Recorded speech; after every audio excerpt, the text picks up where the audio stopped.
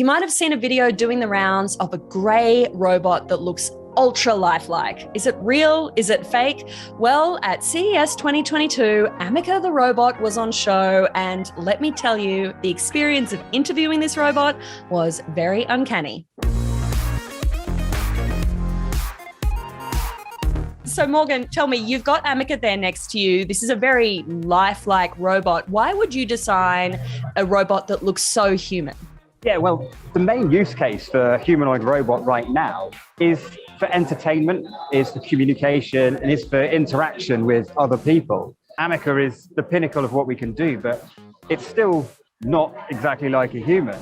But we didn't want to make it look exactly like a human. We wanted to make it look like a robot. It's the vision of what humans see humanoid robots in the future. You've seen all of the films. They all look like this. I did not murder him! So we designed something around what we see, we envisage robots, humanoid robots to be in the future. And how do you create those really human expressions? I mean, looking at Ameca responding to you, there's little movements of eyebrows, if you can call them eyebrows. How did you actually build the robot to look so human with those expressions? Well, what we do is we first look at a real human. It's what we call animation first. So what does a real human do? How do they move? And then we take that animation and we design mechanics around it. So the mechanics can only do what a human can do. Yeah, see, she whacked me. Once we've got that, then it's quite easy to automate those expressions because whatever the mechanics do looks lifelike. So Ameca's got quite a few motors in its head. But we can see Ameca going through some facial expressions now, opening her mouth. A big wide smile is one of the things that we want Ameca to do. So big smile, Ameca. Lovely. Very thoughtful. Where would we kind of see this robot, Ameca, out in the wild? This is mainly probably service robotics. So the actual interaction with humans, moving around in a human space, that's going to come in the future. Well, I'm talking probably 10 years before you're actually going to see something like this walking amongst us. Are you expecting in, say, 10, 20 years from now that we could see Ameca robots walking, running, dancing, climbing? Are they going to start looking like Boston Dynamics robots that can run across a field at speed? I'm asking, and also almost afraid of the answer here. So this is why we created the artificial body.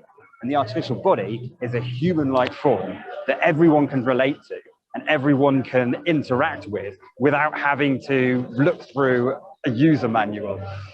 So what kind of level of artificial intelligence have you baked in terms of the communication capabilities and Ameca understanding and responding, even speaking to you? So there's some artificial intelligence, and most of the artificial intelligence at the minute that is on Ameca is revolving around the vision system. So Ameca does actually have a camera in each of its eyes, so it can see what's going on. So it can detect people, it can track their face, it can detect other objects, such as my finger. It can follow my finger around, I can wave at it, and then it can see it move backwards then. What did you kind of think of the internet's response to Ameca? It's the emotion and how it moves, the emotion that you get out of the face. Suddenly, that just sparked something in the social media universe. And we were incredibly surprised that overnight, it became a sensation. We got 24 million views on one Twitter post. And Elon Musk even commented on that post. So incredible response. And we're at CES right now. This is the first time this has been shown off in public. And we're expecting to be very busy showing off Ameca. How do you think humans respond to something when it's a bit like them, but it's still got that uncanny element? What we found was when you try and make it look ultra-lifelike, to our other Mesmer line, it looks a bit more sinister because it's right in the uncanny valley. But actually, when we created Ameca, we've pulled it backwards out of the uncanny valley because it looks less human, because it's plastic, because it's metal, and because it's of grey skin. It's suddenly, oh, hello, people seem to respond to that quite positively, and people like this much more than they liked the ultra-realistic robots that we also do. When you're demoing Ameca, what are some of your favorite things to do to kind of show the power of that interaction and just how impressive those lifelike features are? Yes, as we've demonstrated, the reacting to personal space, but we can also talk to Ameca. So I can say, hello Ameca, how are you? I am doing well, thank you. We've created Ameca so it's more lifelike than any other robot. The shoulder movements are just like human movements. You have movements in the center as well as out at the shoulder. And that actually means that instead of hitting me, Ameca can move a hand all the way up to the side of her head. I'm interested to know maybe how the robot is finding Vegas or CES. How are you finding Las Vegas and CES? Well, as a robot, I actually don't feel anything at all.